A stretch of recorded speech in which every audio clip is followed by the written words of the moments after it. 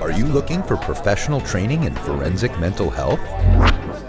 Hello, I'm David Martindale. I am board certified in forensic psychology.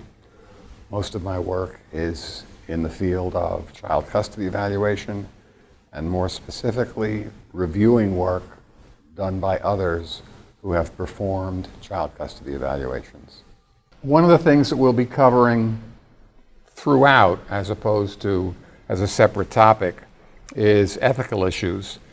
And one of the interesting things that psychologists occasionally wrangle about is when we refer to ethics, are we referring to the specific enforceable ethical standards, or do the principles that appear at the beginning of the ethics code count? Okay, the key elements of child forensic interviewing. What I call, my term, the bookends.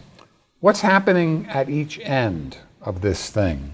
The pre-session activities and the anticipated post-session activities. Sometimes what parents, assuming it's the parents who transport the child, sometimes what parents tell the child about here's what we'll be doing later can influence what the child talks about during the session.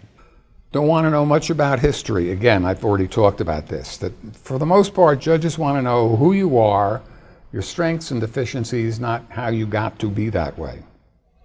The elements of people's personal histories that facilitate the development by treatment providers of hypotheses concerning the sources of their parenting strengths and deficiencies are not relevant. So again, the distinction is, if I'm a mental health professional doing treatment, this is information I really want to have, need to have, to formulate a treatment plan. If I'm a mental health professional doing a custody report, it's a whole different ballgame. Right into what makes for effective testimony on direct examination. Do your homework, and I'll give you some examples of what happens when you don't, but you really need to know your file. The file should be really, really well organized. Don't exaggerate credentials. Offer on direct, we've talked about this, that which would otherwise be extracted from you on cross. To learn more about Concept's professional training opportunities, visit us at concept-ce.com.